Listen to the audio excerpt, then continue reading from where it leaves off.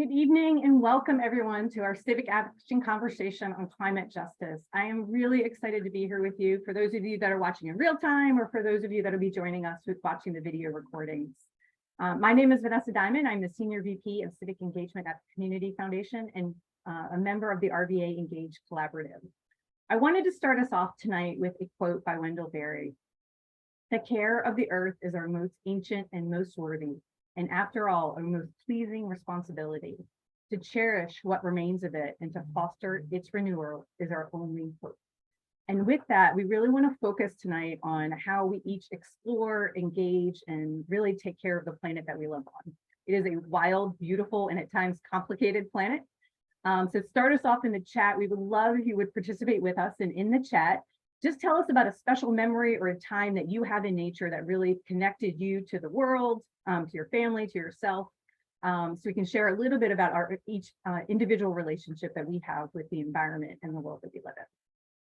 So as I welcome you all to the Civic Action Conversation on Climate Justice, I want to tell you a little bit about RVA Engage, who are the host organizations.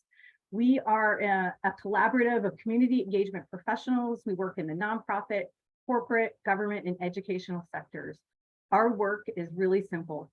We inform, we catalyze, and connect community members to engage in issues that matter to them, and we help educate them so that they can take action for the issues that they want to connect to in our region. Slide 2. Tonight's event in the Civic Action Conversation series is brought to you by the following community collaborators: the Bonner Center of Civic Engagement at the University of Richmond, ChamberRVA, the Community Foundation for Greater Richmond, PlanRVA, Virginia Commonwealth University, and VPM. Next slide.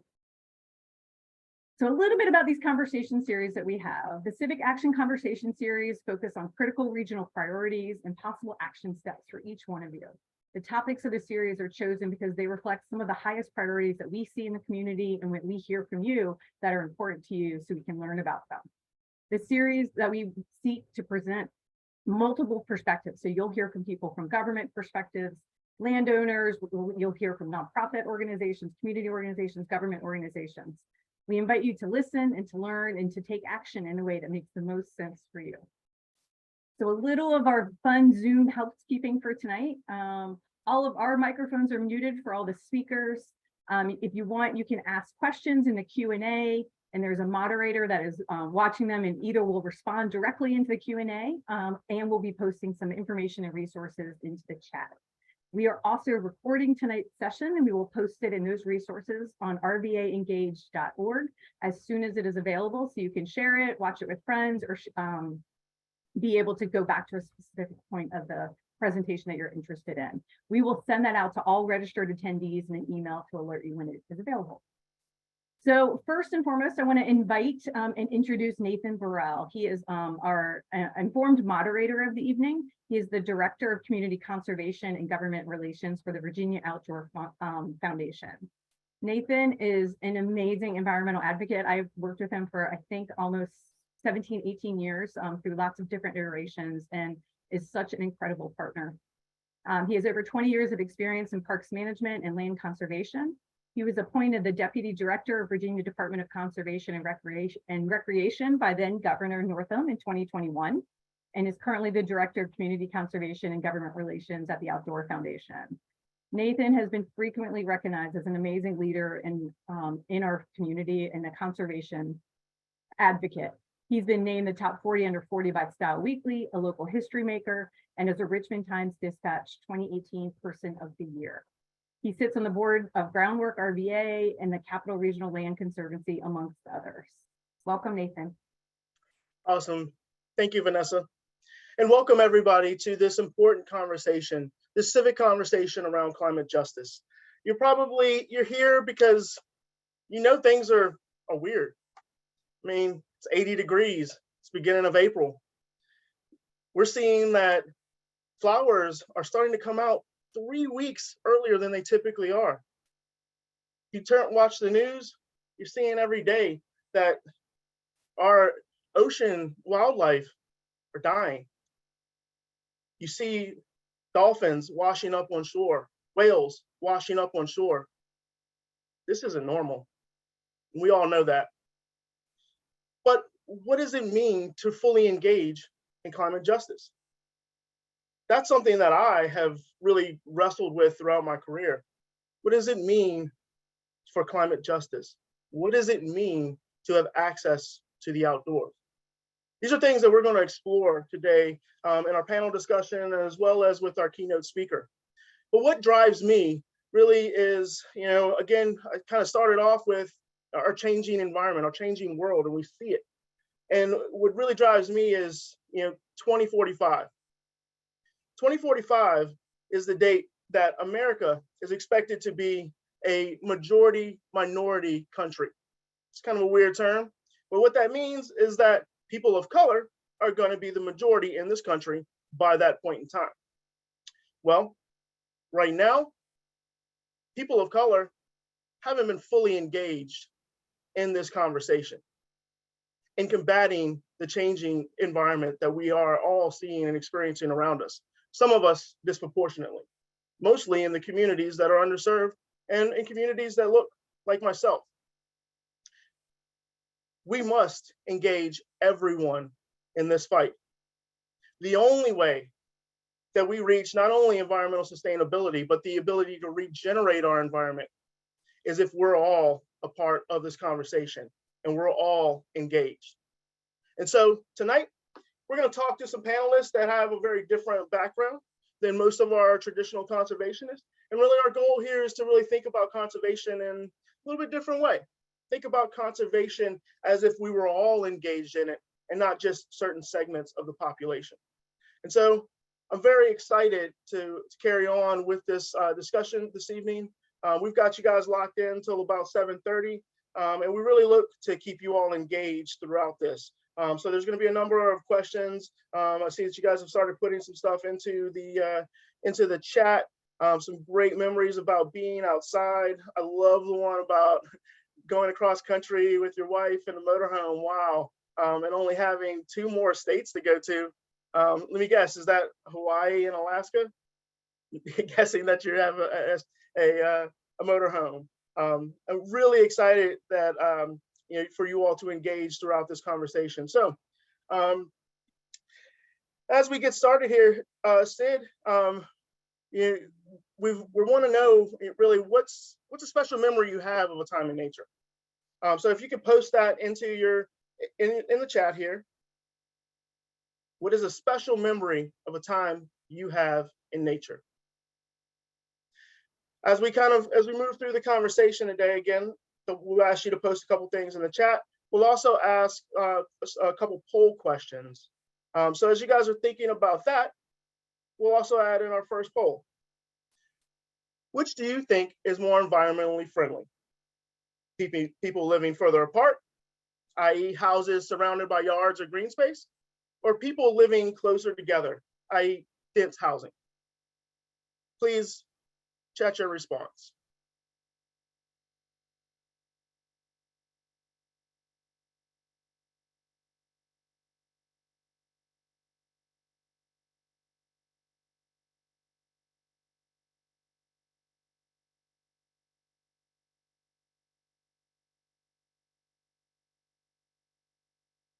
Awesome. Yeah, picnicking with family, anytime at the river. I mean, that's a given, right?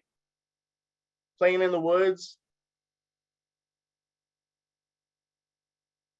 connecting with others in the outdoors. Well, really to expand upon this and really dig deeper into that question of what do we think is more environmentally friendly, whether it's living further apart or whether living closer together. Looks like most people have decided that living closer together is much better for the environment than living further apart. Well, it just so happens we've got an expert here to talk about this. Mr. Jeremy Hoffman is the David and Jane Cohen scientist at the Science Museum of Virginia and an affiliate faculty in the Douglas L. Wilder School of Government and Public Affairs and the Center of Environmental Studies at Virginia Commonwealth University. Jeremy specializes in earth science communication, data-driven and community-based participatory science, and Science Center exhibit content development. His work, especially in groundbreaking research on climate science and heat islands, has been recognized and written about many times, including in New York Times and NPR. He also authored a contribution to the Richmond Racial Equity Essay Project, focused on housing density and urban heat islands. Jeremy, it's my pleasure to invite you to the discussion. Thanks for being here. Thank you so much, Nathan, for that really kind introduction. And as we switch over to my slides, just want to say welcome to everybody. And I'm so thrilled to be providing a little bit of the scientific, basis, the scientific background for, really what I like to call the geography of climate inequity. And really to get started, I want to actually go back to that question. And even though I think it was like 85-15% split, why don't we explore that question a little bit more deeply? Next slide, please. I kind of, in a recent survey of over 1,000 Americans, it was actually only 25% of Americans agreed with the idea that dense transit-oriented neighborhoods were more environmentally sustainable than farther apart housing. So it was kind of a surprise actually to see this audience come to kind of the very different and opposite conclusion, which is good because as we know, the lowest amount of carbon emissions per household are in zip codes that have the highest density. This is not just related to your transportation, although one of the major predictors of carbon emissions from your household is how much you travel by vehicle. But it's also has to do with distribution of resources and spreading out of the infrastructure that's needed to support more sprawled out living. Now, when we talk about conservation too, is that many of our cities are built out. The land that's really truly left to conserve are all of those lands on the urban and suburban, exurban periphery. So when you see these big conservation easements, most of the time they're in more rural, less developed areas. And by recognizing that denser urban form can actually provide more security for those undeveloped landscapes, that's one way that we can start to see how supporting that kind of policy here in Richmond, aligned with the Richmond 300 program or plan, as well as in the counties surrounding Richmond, to support that kind of dense transit-oriented neighborhood development and reject more formally the kind of sprawling development that has really defined the development around Richmond and in many cities throughout the country in the last few decades. So I didn't need to provoke you all that much, which is really great as far as this conversation goes. But what we're really here to talk about are the ideas around climate justice, climate change, and climate resilience. You're going to hear those kind of words tonight. So I wanted to provide a little bit of background into what those terms truly mean. Next slide. Climate change is a very natural process. In fact, paleoclimatologists like myself have studied the natural ways that the Earth changes global temperature over both decades, centuries, millennia, thousands of years, to hundreds and millions of years timescales. What differentiates human-caused climate change is the rapidity at which it is occurring, directly due to human emissions of heat-trapping gases from burning fossil fuels like coal, oil, and gas. The more we do that practice, burning fossil fuels to power our energy, to power our vehicles and transportation system, our industry, the more that we allow that to happen, the more corresponding amount of global climate change is expected to occur. And avoiding the worst impacts of climate change requires limiting the total amount of global warming that winds up happening. So you tend to hear about 1.5 degrees Celsius or 2 degrees Celsius kinds of limits. Those are internationally agreed upon targets for limiting the total amount of global warming and then global climate change that occurs. We'll talk a little bit more about how climate change directly affects us in a little bit. Another term that you're going to hear about tonight, next slide, is the idea of climate justice. And what's interesting is that it's way easier to define climate injustice than it is to define exactly what climate justice is. Basically, climate injustice is the disproportionate and uneven distribution of climate-related risks between particular groups of people within the same landscape. So within the context of the city of Richmond, as we'll talk about, formerly redlined areas or areas that were deemed unfit for financial investment in the 1930s because of the color of the skin of the people that were living there, now in the present day have higher rates of or higher risks related to flooding systems, as well as higher exposure to extreme heat and worse air quality. That is rooted in systems of oppression that had played out over many generations. Redlining occurred in the 1930s. It was outlawed in the late 60s, but it's still present in the environment today. So when we're talking about then what potentially climate justice looks like, would be around adequate distribution of resources to ameliorate those differences in environmental exposures. That would be just one example. Another term that you might hear about tonight is going to be the term climate resilience. Next slide.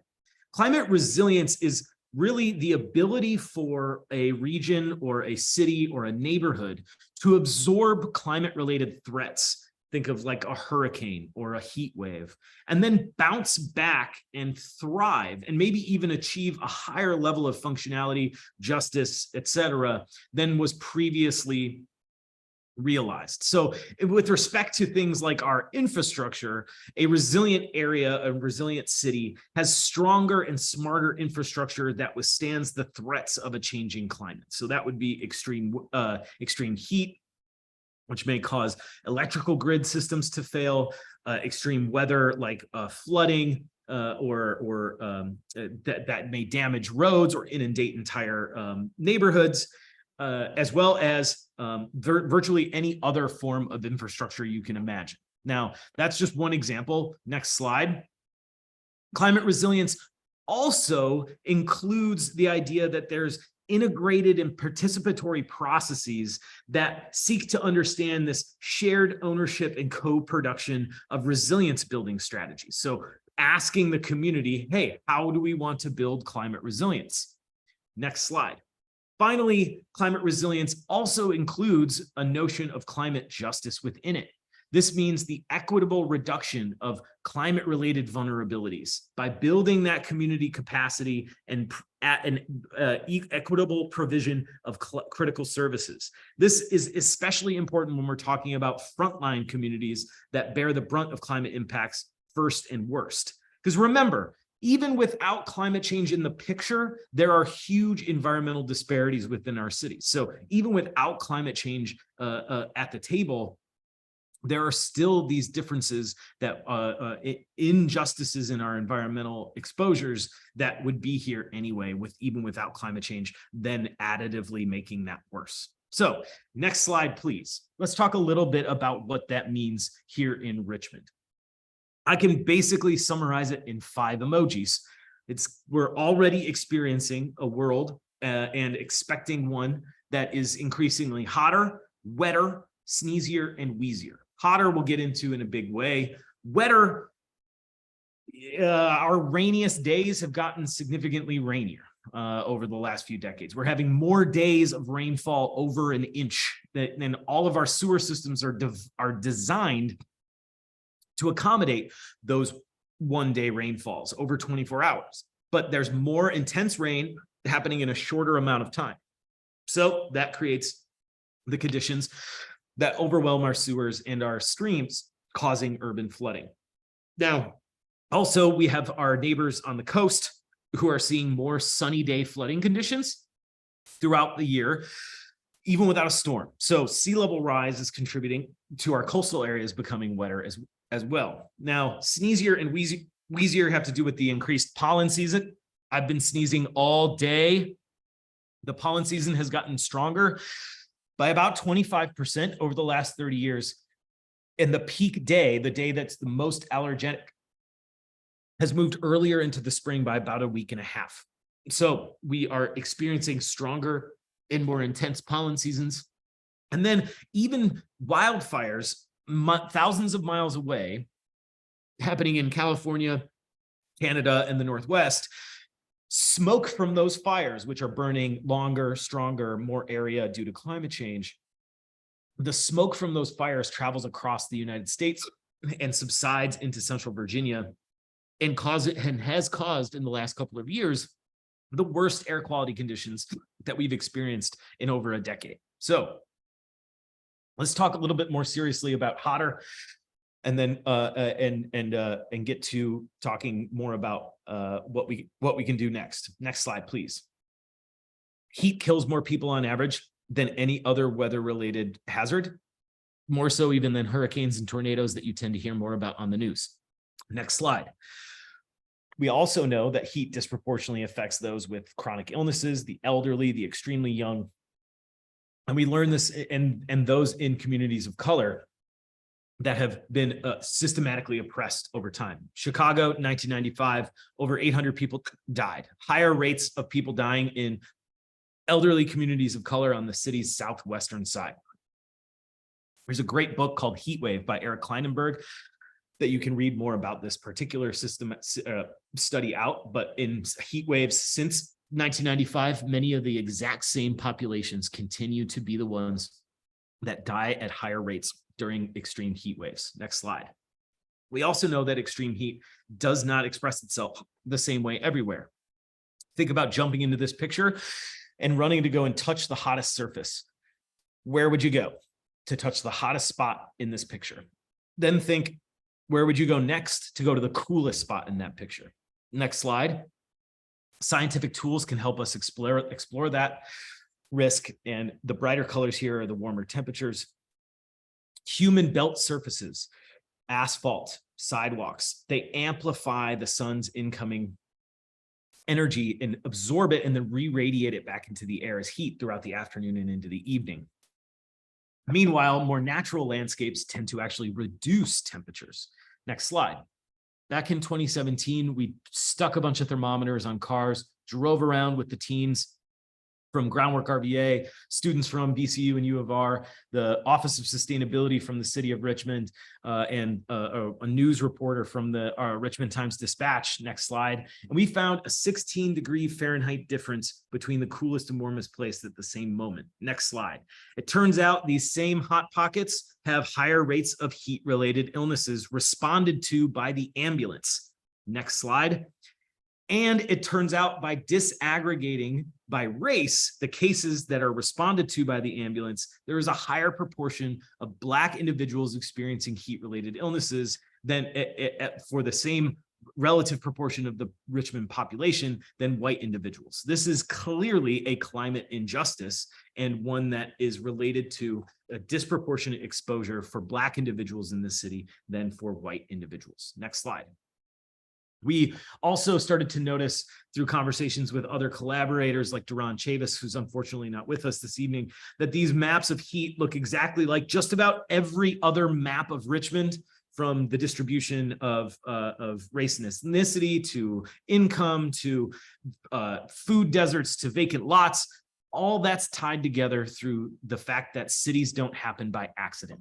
So when we look at how we got to the present day, we have to look at urban planning decisions from almost a century ago, like redlining. Next slide, please. We presented in 2020 a study that was featured in the New York Times, next slide, showing that formerly redlined areas of the city are systematically warmer than their non-redlined counterparts here in Richmond and elsewhere. This is mainly driven by, next slide please, a concentration of paved over impervious surfaces in those places that not only amplify heat, but also amplify flood risk. And at the same time, while there's a concentration of imperviousness, next slide, there is a dearth of trees and green spaces. These places have many fewer trees, near less than 10% canopy. Next slide, please. We found that in 94% of the cities that were redlined in the 1930s, that this exact same pattern held true. to varying degrees. Now, other studies have now substantiated the redlining impact and long-term health related outcomes in redlined areas with things like air quality, flood risk, gun violence, food deserts, asthma, cancer, preterm birth. All of these environmental exposures predispose people that live in these places that have fewer resources due to those long-term inequitable investments that wind up in this total disparity of health and well-being. And when we think about how green space conservation and how we can provide a better world for us and the people that are born today who will be alive in 2100, we must be thinking about this intergenerational injustice, systematic oppression that underlies this inequitable distribution of exposure. So next slide, please. I'm happy to say I am done. I speak very quickly, but I hope you caught it all. And I'm happy to take some questions before going back to and welcoming the panel with Nathan. Awesome. Thank you, Jeremy. If you guys have any questions for Jeremy, please feel free to post them in the chat and we'll try to get to them. But, you know, Jeremy, I mean, a lot of people don't know that, you know, this heat island work started here in Richmond and started with youth here in Richmond. I mean, I hear about studies all the time. I'm at conferences in other parts of the country and people are like, hey, did you hear about this heat island study? You know, but really the people don't know that it started here. And so thank you, Jeremy, for not only initiating that work, but really, again, bringing along the community with you to better understand what the issues are, where these issues are happening, and start to develop ways that we can mitigate some of these issues and challenges that we're seeing in our community. So, you know, let's get to it, right? I mean, trees. I mean, it's hot, right? Yep. I mean, if you guys have been traveling around the city of Richmond, I mean, you've probably seen the plethora of vacant tree wells. Well, those vacant tree wells happen to overlap exactly with the mapping that Jeremy has presented with us. So, Jeremy, I mean, you know, trees. Talk to me about trees. Well, and how do we plant trees without green gentrification? Yeah.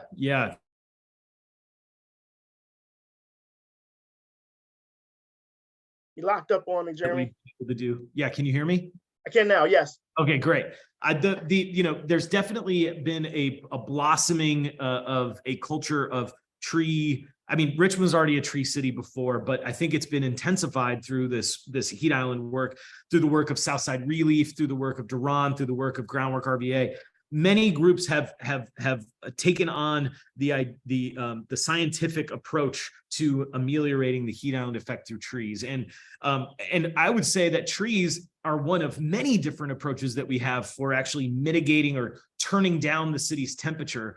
You know, I think increasing the tree canopy, that's a long-term investment in creating natural air conditioning, but there are ways that we could be shading more vulnerable or more predisposed to heat-related illness kinds of people in the present day. Things like shade structures at all of the bus stops, you know, could be one great way, because we know that folks with less income are less likely to own a car and more likely to rely on the public transportation system. And that's one of the main ways that people might get like pretty heavy heat exposure throughout their day. So trees, back to trees though. Trees, right tree, right place for sure. Maintenance is of utmost kind of thing. I think one of the symptoms of this disparity is that maintenance and care outside of being privately able to take care of green spaces through wealth and of a family, for example, places that were redlined had less political resources as well as monetary resources to invest in keeping those trees that would have been planted alive. And that's just, again, yet another symptom of the injustice that underlies that distribution of exposure. And so when we think about what that tree world looks like, it is accommodating more growing space, because we also know that those tree wells are very constrictive. while also making sure that we're using trees that are not only hardy today, but will continue to be in the future in a climate changed Richmond. And so there's a lot of money now too that could be used to invest in this. $1 billion is available through the USDA for the urban and community forestry program at the Forest Service. There is an unprecedented amount of investment going into this right now. And we definitely have the chance to seize it and really begin to realize that tree dense Richmond across all neighborhoods instead of just few. Thank you, Jeremy. A question from some of our folks. Where do you see the most change needing to happen in the city? Wow. Well, so certainly when we just thinking about the temperatures that are in a place. Okay, so as far as that kind of greening work going on, there are two neighborhoods that absolutely stand out, even in our more recent assessment of the heat island effect in 2021, because we did that campaign again. Two neighborhoods are still very, very hot. Manchester, a lot of booming building going on in Manchester in the near south side. But very little attention being paid to green amenity as part of those projects. And in fact, many parcels that are forested in that part of the city right now are mostly slated or already have been cleared of their trees to accommodate parking lots for storage of empty vehicles. So there is something about that particular area that's really at risk. And then I'd say there's also like the mall Southside. I can't remember the name of it right now. The mall in Southside. Southside Relief talks about this location a lot. Southside Plaza. Yes, Southside Plaza. Yes. I don't know why I'm having a brain fart, but that is one giant paved over landscape. And I think that given community input and community voice and vision going into improving that, it could be a really beautiful climate resilient kind of green amenity in that part of the city. So those are two things that really stick out to me from the data side, thinking about how to ameliorate that extreme heat. Those would be two places that could have a lot of bang for the buck, as it were. Awesome, thank you. And last one, really quickly, you spoke about some of the health outcome disparities associated with urban heat islands. Do you know of any data that also shows life expectancy in these communities as well? Yeah, absolutely. So like I said, there's almost every map of Richmond looks like the redlining map in some ways. You know, it's like virtually every variable, socioeconomic or otherwise. And one of them came from VCU Health a few years ago, showing the disparity in life expectancy. And so from kind of the west side of Richmond to near like Gilpin Court, for example, there was about a 20-year difference in life expectancy between those two places, two people growing up in the same city, living 2 decades different amount of time. Really underscores the disparity, not only in the environment, that's just one of the social determinants of long-term health, but also access to resources like healthcare and trust in the healthcare system, the ability to get quality and care. You know, there's so much about that health outcome, the life expectancy, that really is like the integrated whole of the life trajectories of two people growing up in Richmond. Well, I can tell you, I don't want to live in a city that continues that that trend, and I think I share that with all of you here that are a part of this conversation this evening. Jeremy, I can't thank you enough, not only for all that you do, but all that you will continue to do, not only for Richmond, but for our entire country and the world. Thank you for everything, and thank you for being here. Hopefully you stick around and tune into the rest of the discussion. Yeah, thank you so much, Nate, and thank you again to the rest of the panelists and to PlanRVA and everybody engage RVA Engage for inviting me to participate. Awesome. Thanks, Jeremy. All right. So we're going to move on to the next section of our discussion, where we're going to talk to some of our panelists, our esteemed panelists. These are folks that are actively doing this work on the ground. And from a perspective of, again, not your traditional conservationists necessarily.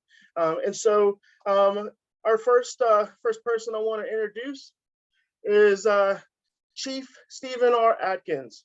He is the Chief and Tribal Administrator of the Chickahominy Tribe. Stephen R. Atkins is the Chief of the Chickahominy Tribe. Steve retired from EI DuPont in 2006 after 40 years of service and worked for the Commonwealth of Virginia as the Chief Deputy Director in the Human Resource Management Department under Governors Kane and McDonald. He currently serves on the Board of Directors of Argent Credit Union. Steve is committed to community involvement and volunteering. His hobbies and interests include history, social justice, environmental conservation and preservation, and healthcare access. Welcome, Chief Atkins. Thank you. It's a pleasure to be here. As I mentioned, or as Jeremy mentioned, unfortunately, our friend Duran Chavis was not able to join us this evening, but we definitely will feel his presence here as we have this discussion. Our next panelist is Rob Jones. Rob Jones is the Executive Director of PlanRVA, which helps young people take hands-on roles in enhancing green spaces in Richmond communities. Rob came to Groundwork in 2018 with a background in consulting, nonprofit management, and advocacy. His passions revolve around youth engagement and voice, especially for Black and Brown youth working to find pathways to grow and thrive. Welcome, Rob Jones. Thanks, Nathan. Good to be here. I will just put in a shameless plug. You've already seen Groundwork in the slides. The young woman who you saw looking at the heat monitor, that was one of ours from back in the day. And Jeremy and I were really lucky to have shared the MBL Partnership of the Year award for that work that has gone on to help everybody understand what urban heat islands are all about. So Richmond is really the starting place for that. So glad to be here. Awesome. Thanks, Rob. And last but not least, Ms. Sarah Stewart. Sarah Stewart joined PlanRVA in 2007 and currently serves as the planning manager for the environmental program. Focusing on environmental and resiliency planning, she coordinates projects related to watershed policy, limiting water pollution via Chesapeake Bay TMDL planning, hazard mitigation planning, litter prevention, environmental data analysis, and regional environmental planning. Man, that's a lot of hats there, Sarah, in one job. Welcome, Sarah. Hi, everybody. Hi, Nathan. Thanks. So we're going to have some questions and answers towards the end of our panel discussion here. So feel free to populate the chat with those. But without further ado, let's go ahead and dig in. So this first question is to everybody. And Rob and Chief, you guys can keep your cameras on as well if you would like. So in Jeremy's intro, I mean, he really painted a picture of climate injustice and what that looks like today and might look like in the future. We all know that you guys wouldn't be here if you weren't boots on the ground doing this work.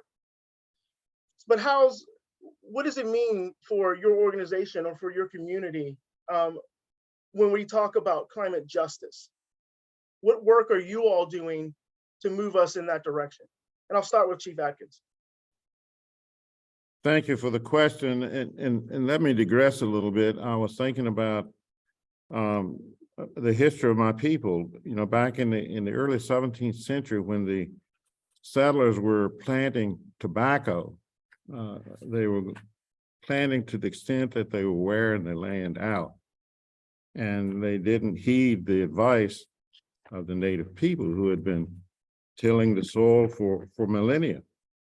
And the idea that we had was take no more than you need, but we couldn't instill into these folks the value of conserving the resources that they were rapidly depleting. So I think that colonialism merging with capitalism, actually began a downward spiral for this place that we call Turtle Island, and specifically where I live, Sinacamaco. The Chickamauga Indian tribe has long been a champion of protecting their environment. In fact, not all indigenous communities embrace the concept of protecting Mother Earth for the next 7 generations. Implicit in that concept is the inclusion of land, air, water, flora, and fauna. And I think we've got to look at it and understand the reason we aren't moving the needle any more than we are is lack of will among the folks who can make a difference. Now, we can make a difference, but if you want to see a seismic shift, you have to have will from the power brokers who can affect change with the stroke of a pen. Earlier I said, and let me make the statement, I felt like an outsider to the environmental conversation, to the mainstream environmental climate conversation. Our land was seized from us in 1646, and we were relocated, as is the norm, to a site that was undesirable to the dominant culture.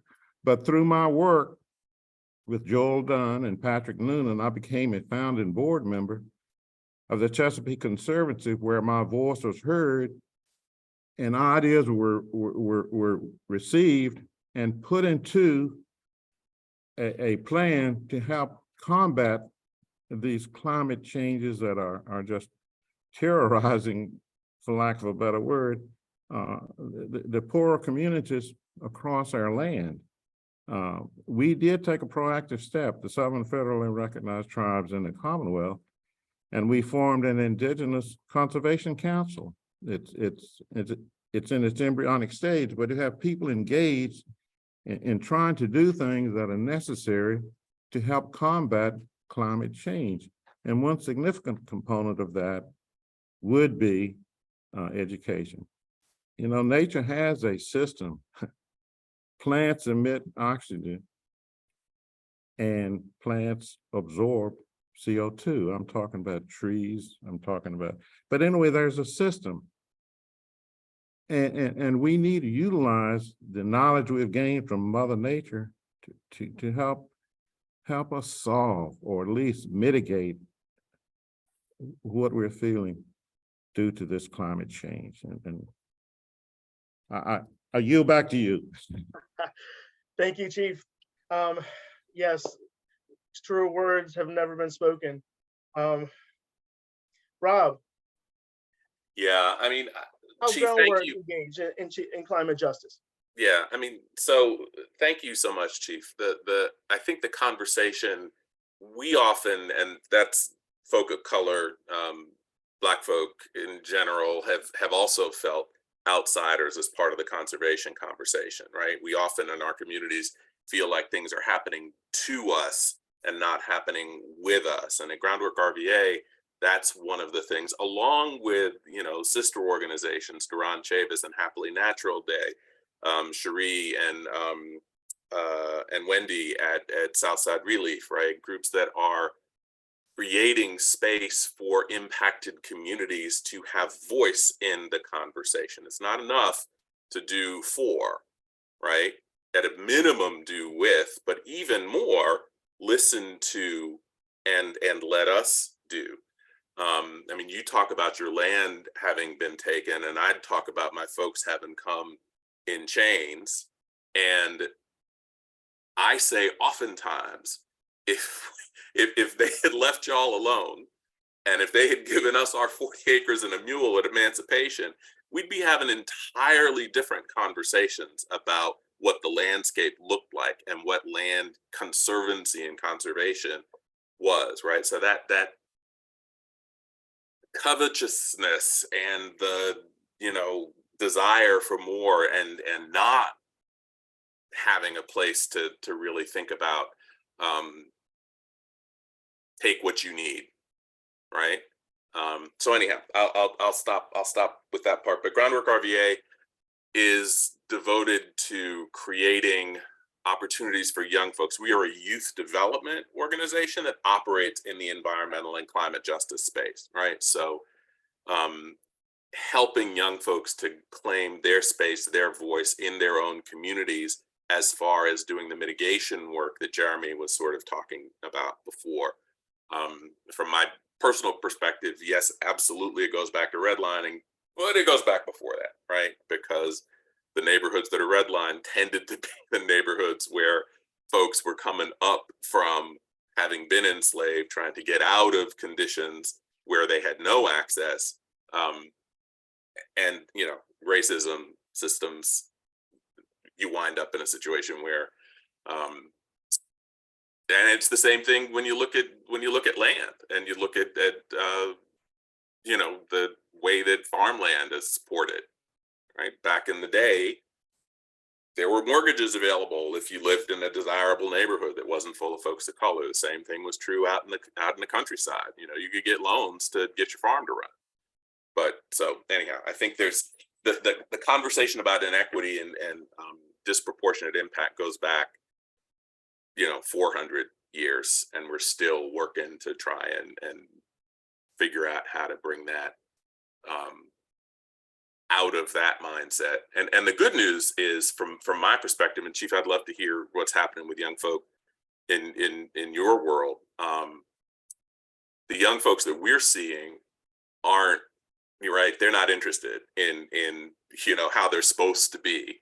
They want to see change and they want to be part of it. And so our goal is to really help provide them the skills and help make sure that the world that they go into is ready to see them in their fullness and help them thrive, right? So we are preparing young people for careers much more than jobs.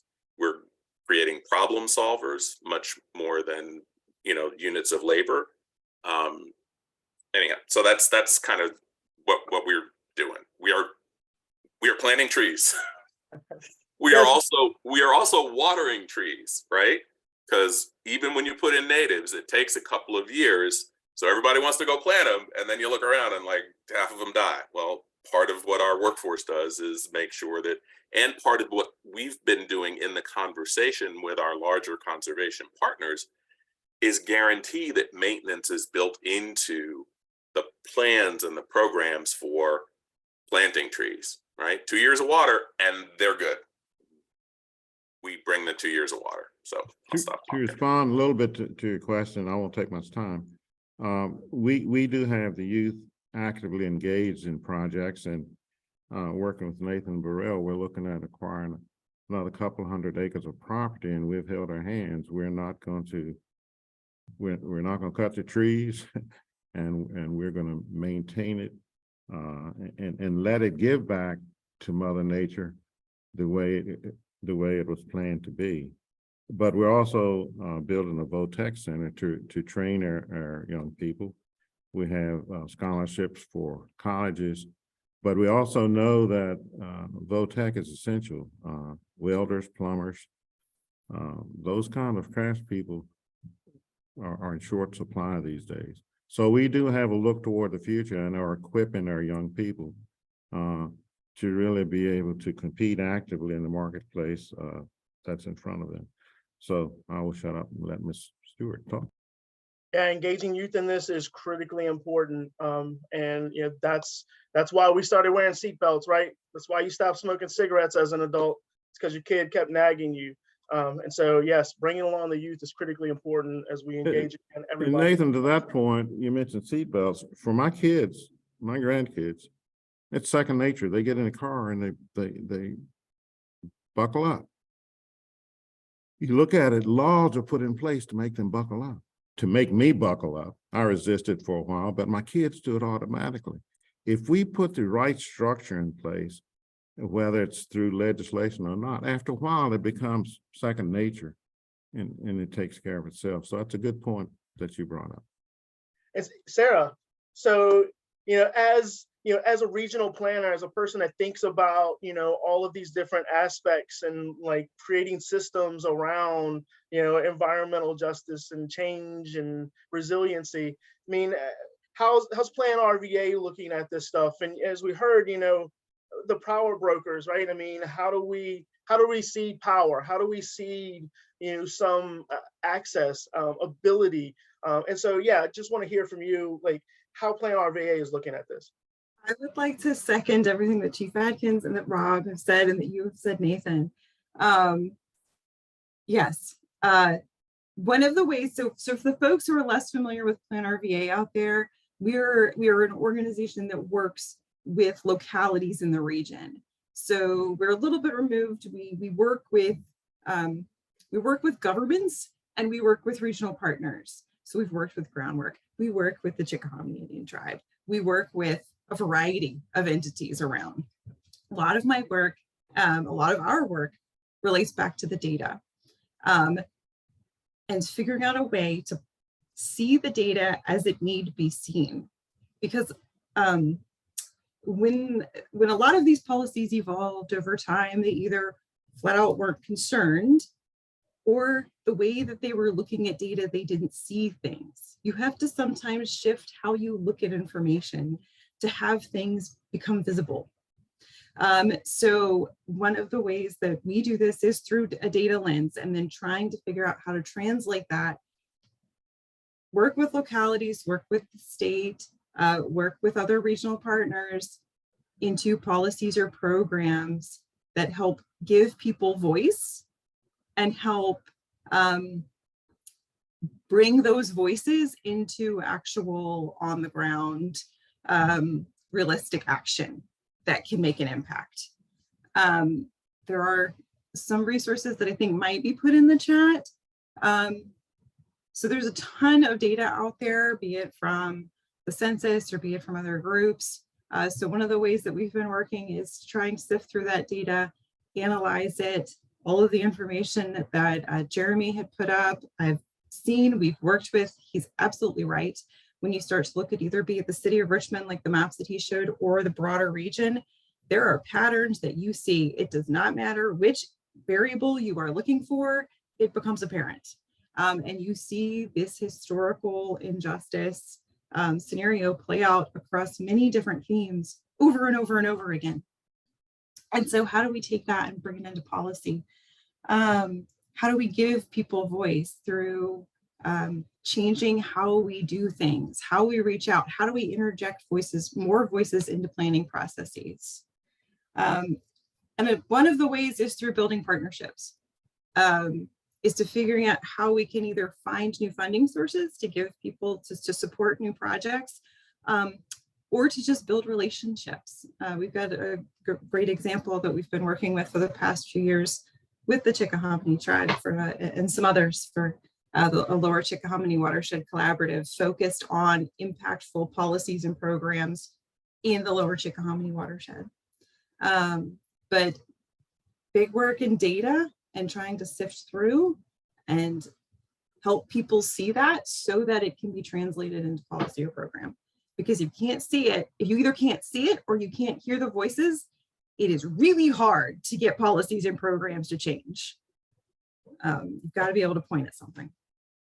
So, yeah. Yeah, a quote that I like to use is if without data, you're just another person with an opinion, right?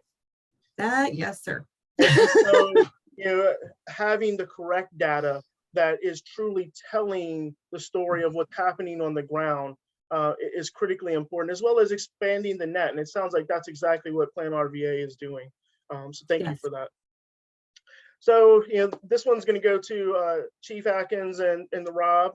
I'm going to just give it to you guys a little bit nuanced for each one of you, okay? We know that land access is a critical piece of the puzzle. Who has access to it and who's able to steward these resources? Chief, I've been a delegate to Richmond upon Thames with you a number of times now, and I remember vividly us sitting together one day. We were on a plane flying over to the UK, and you pull out a map and you say, Nathan, all of this land is supposed to be ours. It's not. Well, it seems like you've been finding a lot of land lately. So can you talk to us about land access, what it means for the Chickahominy tribe to get access to their ancestral lands? Thank you for that question, Nathan. you're an outsider looking in on some of these communities if you don't have land on the water. What do you know? What does it matter to you? Well, it mattered to me before then, and it matters now, but we have been very fortunate. We acquired 944 acres on the Chickahominy River, pristine land. Incidentally, it's a site where the Treaty of 1614 was signed. But having that, and that Treaty of 1614 was between the Chickahominy tribe and the colonists. First treaty that I'm aware of. So when we repatriate land, we also repatriate in culture, history, all of those things rolled into one, but it gives us access to the water in a way that we become part of that group who's been advocating for those sites. Folks have said, I'm a landowner, my voice must be heard. And lots of times when non-landowners try to enter the conversation, that their thoughts and ideas were kind of shrugged off. So this gives us a way to be in that, to be in the game, no longer a spectator, but part of the actual game. And if I look at the James River, we acquired, and for you folks, I usually call it the Powhatan River, but you wouldn't have known what I was talking about.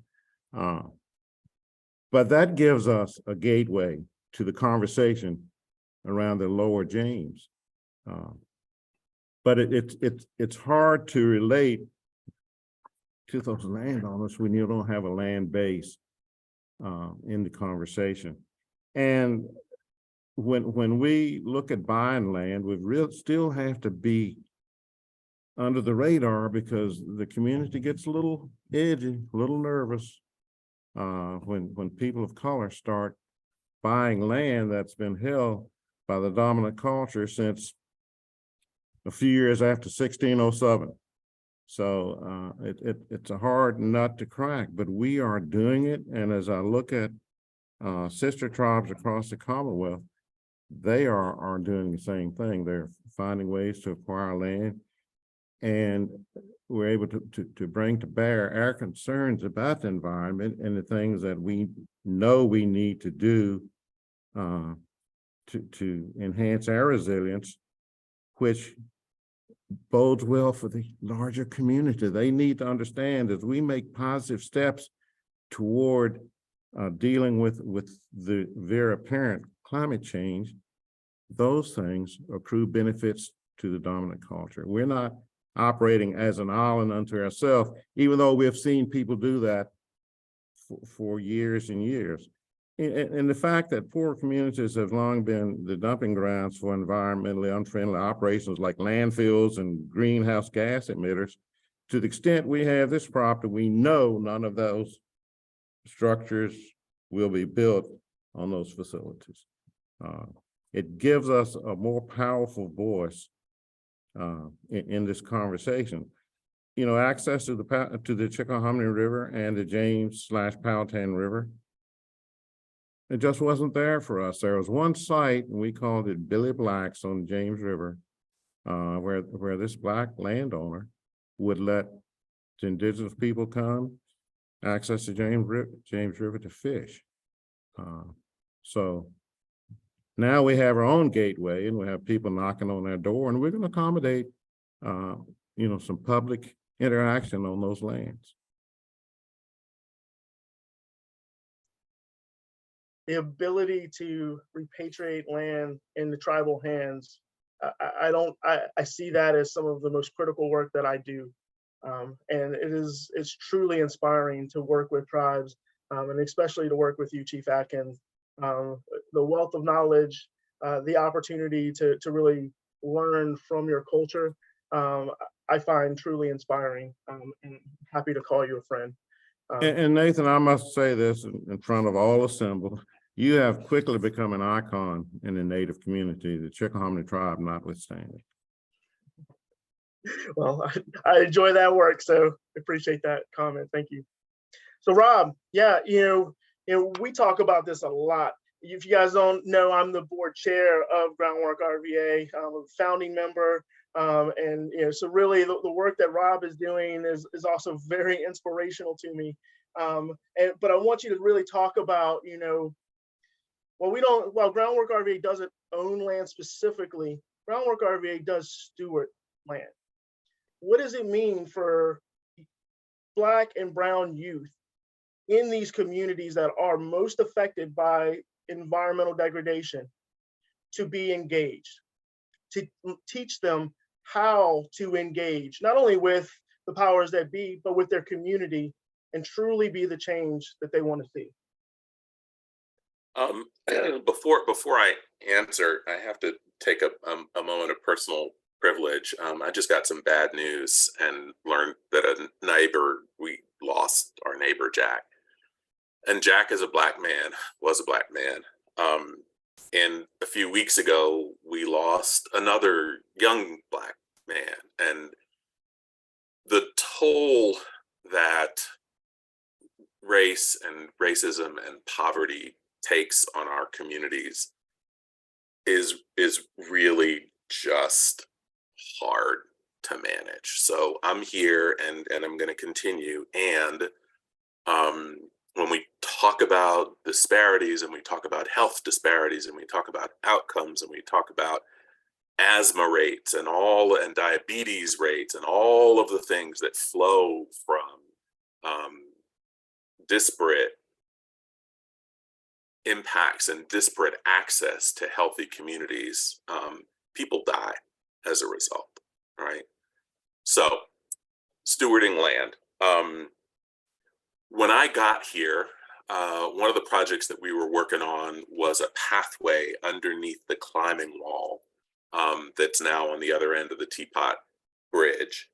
And I didn't understand it at the time, but our kids were so proud of building that pathway.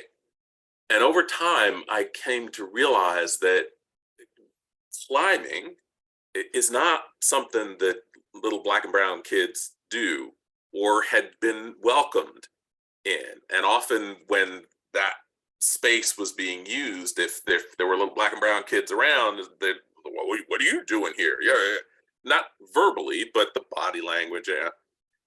But by having created that path and having stepped into that space, it meant that those kids, but even as importantly, their families felt welcome in that place and knew that that park and that place was just as much for them as it was for anybody else. And so stewardship, I think, from our perspective, takes two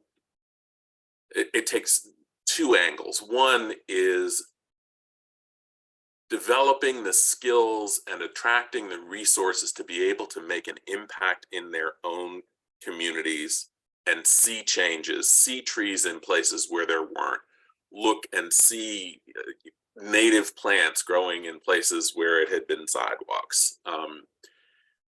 The other piece, and I think this kind of leans a little bit more into Chief Atkins' realm, is that Groundwork, I don't know if people know that Groundwork is a national network, right? We're freestanding nonprofits, but there's 20 some of us around the country. And 20 some years ago, we were formed as the National Park Service was looking at itself and realizing National Park Service so white, right? Both the folks that worked there, the folks that went there and used the parks, and wanted to find ways to open the doors. At the same time, the EPA was doing work on brownfields.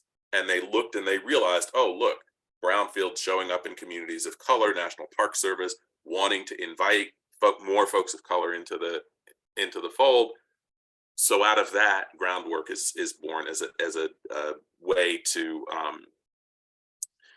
have folks who are impacted learn the skills to be able to have impact in their own neighborhoods. As a result, we've got a really, really good and robust relationship with the National Park Service, which means that we're able to take young people out of Richmond, many of whom have never been on a plane before, and give them the opportunity to see the natural beauty and the natural wonder of this country in ways outside their own community, and build skills that they can bring back in order to do improvements in their own neighborhood. So for us, it's on both sides of the scale. I want to just acknowledge the question that's in the chat. about how do we do this work without fostering gentrification. I want to hold up for PlanRVA and Richmond Memorial Health Foundation did a study that was really impactful and important. I don't think it's gotten enough traction, looking at the trends in housing and looking at how unaffordable Richmond is becoming for people who have to work for a living, right? So anyhow, I can't remember, maybe Sarah, I'm sure you can call the name of the study and sort of speak to it a little bit, but around the country, organizations like mine, if you're doing anything that lasts more than a year or two, are often finding that projects that they started to try and benefit communities that were impacted wind up benefiting folks who have come to that community, while folks for whom we were trying to do the work have been pushed out. And so the conversation about gentrification, displacement, inequitable access to housing resources, the inability in so many places for us to put legislation in place that protects seniors and older folks who have been in a community for a long time, who bore the brunt of so many of the problems from redlining on through white flight and the sort of declining moment of cities in the US. It's a real challenge. And for anybody who's on the call, I really urge you to help us think through how we can manage allowing folks who live places to be able to stay there and enjoy the benefits of some of this now coming more equitable mediation of climate impacts. Thank you, Rob. Yeah, rising tide raises all boats. So, work that the tribe is doing, work that, Groundwork is doing in communities, just benefits all of us, no matter where you live. So it's critically important that we understand that, work in one location does not negate work in another or does not exclude. So, we've got a few more minutes here on this side of the discussion before we move into questions from from the chat. So let me see here. I want to put this, Sarah, can you, I want to put this one to you. Intersections. How's all of this intersect, right? I mean, we've talked about, we talked about this from a couple of different perspectives of land access, of, the need for trees, of heat islands, of flooding, but all of this intersects, right? I mean, so how does PlanRVA see this intersectionality? And, for me, I mean, it all intersects at a park. That absolutely makes sense. And it does. All of this intersects. First, hold on. Rob, I think what you were talking about was the market value analysis. Does that ring a bell? Okay, I pulled it up and I don't think I've given it to anybody, but I can put it in the chat in a little bit. So I will drop it in there. Just because there's a whole website, there's all different, you guys, everybody can go see it. Okay. It is great work. Okay. Intersections.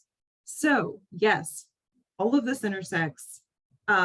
Many of the policies I want to mention, because I love how all of this intersects. That's why I'm fascinated by urban planning and the evolution of cities and development and history over time as it plays across geography and across social and political spheres. So many of the policies we've been talking about were not were not considered, at least at the time, environmental policies. These are just after effects, unintended consequences, perhaps, or intended in some instances. But these were not, many of the impacts we are dealing with right now were not the explicit, not always the explicit intent. Sometimes they were, sometimes they very much were. But they were more in how something was carried out. It was the fact that certain voices were not in the room. It was the fact that certain data was not available. It was definitely the fact that certain voices were not in the room or were not valued. Redlining was not environmental policy. that was more of a financial and housing policy. The interstate highway system. So let's talk about transportation for a while and how that impacts all environmental justice. That's a set of volumes in and of itself. But the interstate highway, the construction of the interstate highway and the devastation that that brought, we ruined, communities were completely ruined, neighborhoods were destroyed, and, gasoline and diesel pumping vehicles were piped through is essentially what happened. And the destruction, the social capital that destroyed is tragic. You all can go read. There are wonderful, valuable books on that everybody should go read. But I would like everyone to think, if they want to take something away from this, is think about the policies and the programs that you see coming down and what odd little impacts might be on the edges of those. Because sometimes they're not. One of the things I want to bring up that I think spans into more rural areas is, and I am not an opponent of solar, but as we see, and we will increasingly see more large scale solar installations, there are impacts from those. Indeed, we get to decarbonize our energy sources. However, we are seeing large swaths of land being converted from either agricultural land or forest into what is effectively a smattering of disconnected impervious surfaces across hundreds and hundreds and hundreds of acres. And so there are impacts from these things. And where is that going and who is that impacting? So all of this intersects. Everything, there's many shades. Instead of everything just being good or bad, there's often shades of gray. There's 5 sides to everything. And looking at it as 2 is part of why we got here in the first place, because we said there were only 2. So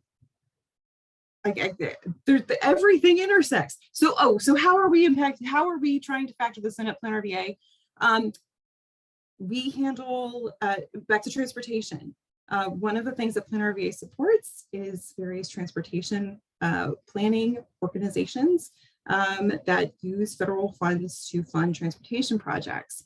We are trying to interject into the project evaluation systems that we use to fund projects considerations of environmental justice. Some of that data I was talking about factors into how projects scored or how it is considered in a long-term plan.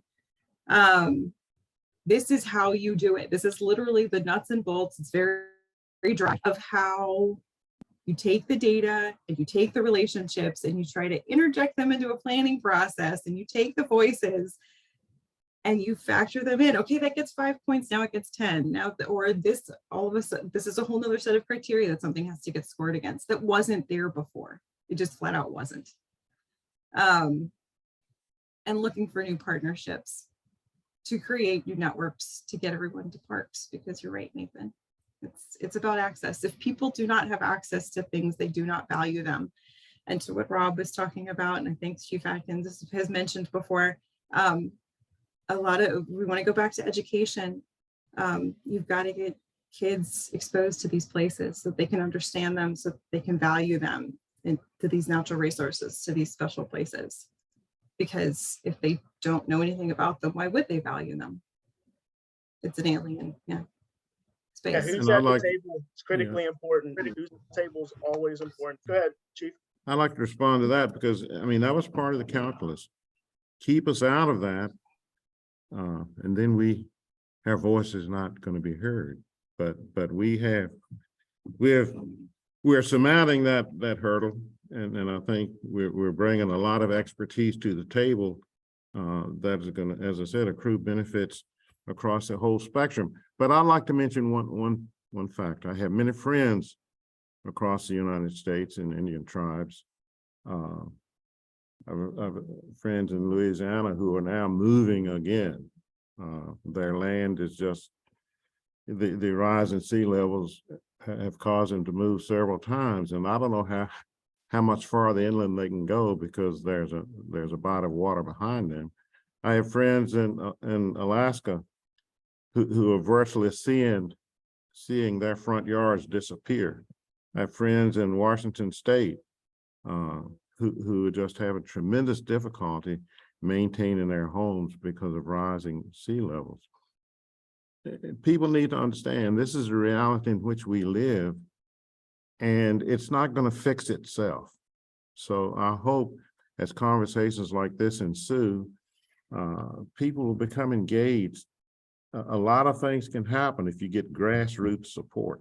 So my plea today to you who are joining this conversation, let's muster as much grassroots support as we can, because this is, God has entrusted this land to us, and we need to step up and be the stewards we're called to be.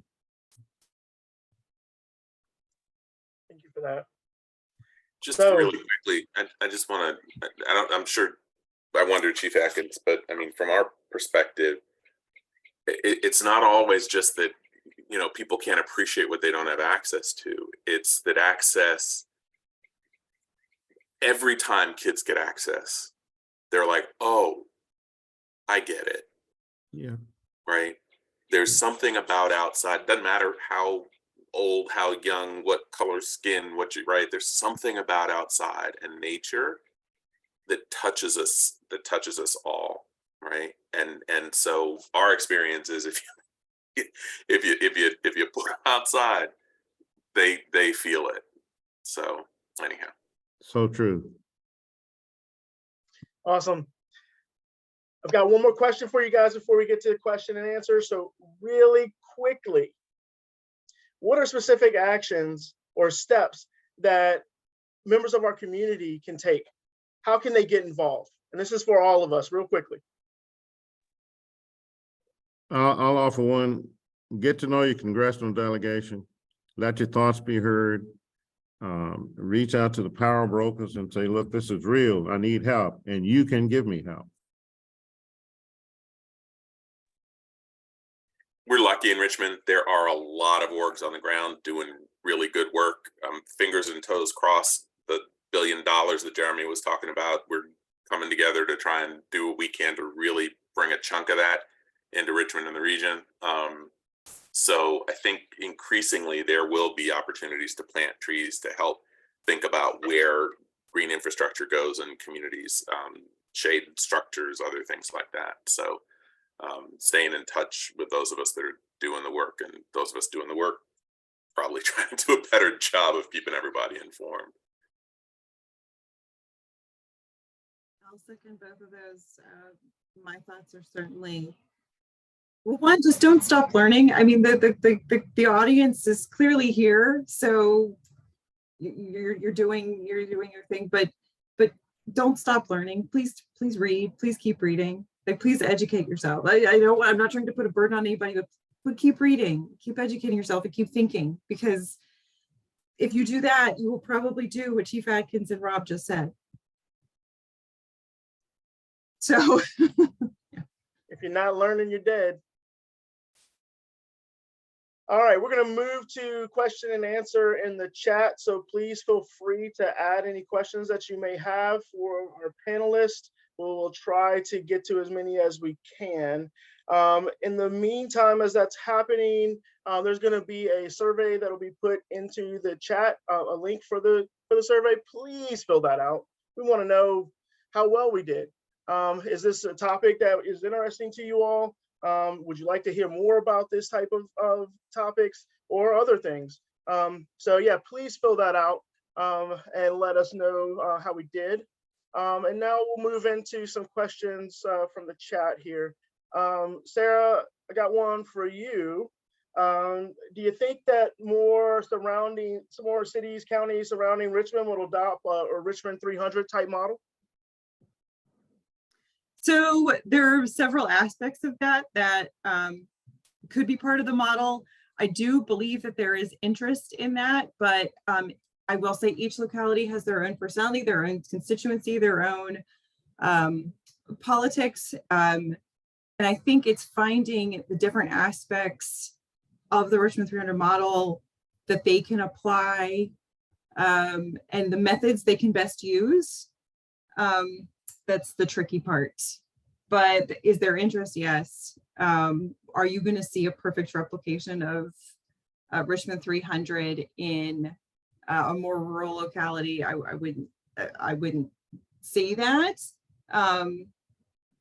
But I'm not sure if that's the perfect thing to do anyway, because the circumstances are different. So, but yes, there is more interest, and we're having those conversations with localities about how best to do that. Awesome. This is for Rob, Chief Atkins. We've talked about a lot of government dollars that are floating around out there for environmental stewardship, environmental work. But we also know that there's a lot of philanthropic dollars out there. Where can these philanthropic dollars go? Where can they best be used? Groundwork RVA. It's our 10th year anniversary. We are looking to do more over the next 10 years than we've done over the last. So that's one place. And there, I mean, again, there are so many opportunities. We're very lucky in Richmond. I want to do the one thing I'm on the Richmond 300 plan, and circle back to what Chief Atkins was saying about connect to your delegation. At the local level, our Richmond 300 is a really good plan. I mean, we won awards, and Maritza Peachin in the Richmond Planning Department, really, really great person. And the distance between a plan and implementation can be really, really wide. And that's what I think anybody who's on this call and your friends and your colleagues, we really need to be focused on getting those things that are in the plan actually in the ground, right? Because we're seeing a lot of development. We're seeing all kinds of things happen. And if we had an ordinance that said there needs to be green incorporated into those developments, and that taking big trees down and putting little trees up, is not equivalent, right? I mean, we're getting to that place of sort of nitty gritty. How do you measure what's actually happening? So. And Chief, I mean, I'm sure that the tribe could use some philanthropic dollars. I mean, do you see a space where that could be used by tribal entities? Or do you see a space where, that could benefit other communities? I do, in fact, see a space where it can be used, and we have several youth groups who we are really mobilizing and just pushing this climate change into their psyche. We're given live examples. We've done tours on some of the older property that we've, that the tribe owns collectively. And we're looking at people who are trying to build homes, and they can't use traditional drain field septic systems. The septic systems for some of the houses we've supported have been $50,000 just to do the drain field. That takes a big chunk out of the money to build a house. So we're showing them real live examples of the destruction of climate change, and they're really getting engaged. And I'd like to just develop a stronger relationship, Sarah. We've known each other for a while, and with you, Rob, just to leverage opportunities to attract funds that might be available to federally recognized tribes that may not be available to you folks. So I just think we've got to have a real live working collaboration and lead by example. My wife has been into conservation and recycling since day one. As soon as we married, we planted 6 trees in an orchard, and she planted a couple of maple trees, and it's just in her psyche. But she'll walk 2 miles every day picking up trash, religiously recycles, and that's been passed down to our 5 kids and now 8 grandkids, and we've got 3 great grandkids that we'll condition the same way. So I'm saying it begins right here, right now, with us as individuals. And Chief, I absolutely would love to create. There's actually a couple of specific questions offline that I have for you, and then in general, yeah, let's find ways, because I think it's really important for for our folks to be connected. So. And it's confident. Sarah walks the talk. I mean, talk is cheap, but you know, her reputation's been on the line and she stays there, stays the course. And we need more people like that. Absolutely. All right, last question here. Last question. All right. So we talked a lot about youth. We talked about a lot about youth engagement. So, you know, I mean, Rob, I mean, that's your base, right? Youth engagement. Where are you finding these young folks? I mean, who are you working with, right? So we're really lucky. We've got programming that touches kids from little all the way to post high school. So we've got a bike shop in Belmead Park, which is one of the best examples of a school, a park, and a community center that are co-located. Our bike shops, it's right there on the hill, and we've given over 850 bikes out to kids in the community. We teach them how to do bike repairs and bike safety, and so we get to work with elementary school kids and middle school kids there. Our green team is a core program. It's based for high school kids. We have the relationships at all of the Richmond public schools, high schools. We've got a waiting list. We're usually running anywhere from 15 to 18 kids spring, summer, and then it morphs into summer youth employment. And then our green workforce is post-high school opportunity youth who enjoy working outside, haven't chosen college, and are being trained, as I said in the beginning, for careers, not jobs, for thinking and not labor. So we're very lucky to have a pretty wide spectrum of folks who are interested in working with us, and we're growing. So.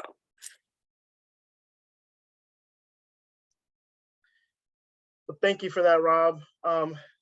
Chief Atkins or Sarah, do you guys want to chime in real quick? Youth, how are you engaging them in your processes? I know, Chief Atkins, you're working with tribal youth. Are you able to bring in youth from outside of the tribe to engage? Sarah, I mean, how are you guys engaging younger folks in kind of the planning processes and some of these opportunities to collect data and things like that? To your question, we are reaching out to the larger community. An example of that is we have a building child care development facility, and part of our planning was that not only will it serve the indigenous people, the Native people, but it'll be the larger community. And we found, you know, working that model really generates a lot of enthusiasm, and I don't see a better way to do it.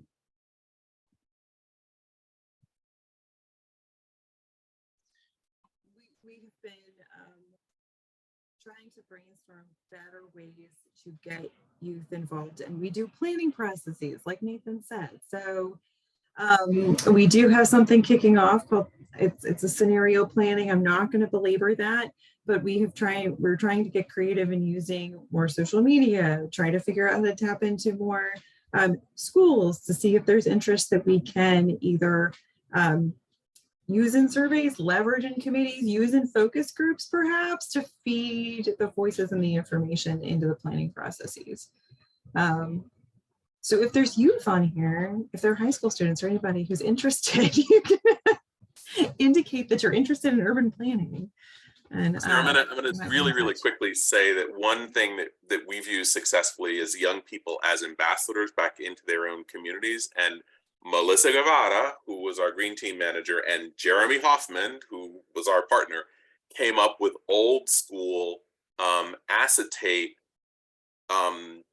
overlays. And so young folks can take them and help, right? Everybody doesn't use computers the same way, and pick them up and put them down. This is where the trees are. This is where and it's been really an interesting way to sort of allow it to move out in a tangible way for communities. So that's good.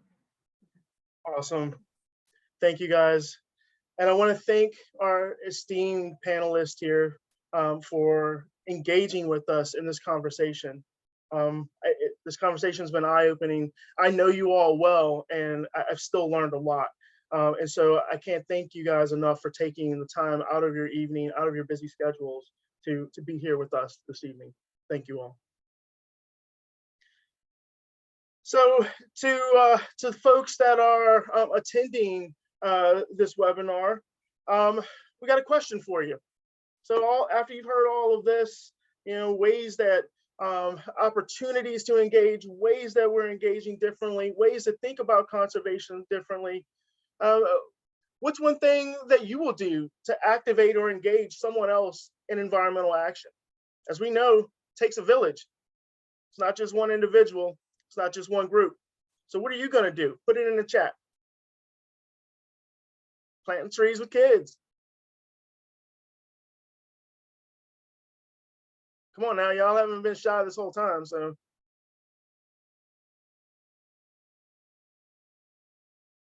Well, one thing that I am going to do is continue to offer my services and abilities to those that don't have them. We all have skills. We all have agency. We have agency with our friends. We have agency with our families. We have agency at work. You can be the change that you want to see. But it's going to take all of us collectively working. It's going to take all of us engaging and using our expertise and lending it to those that don't have it. You're a grant writer, you got some extra time? I'm sure Chief Atkins or PlanRVA could use your assistance. Amen. You got some land that, hey, it's sitting fallow.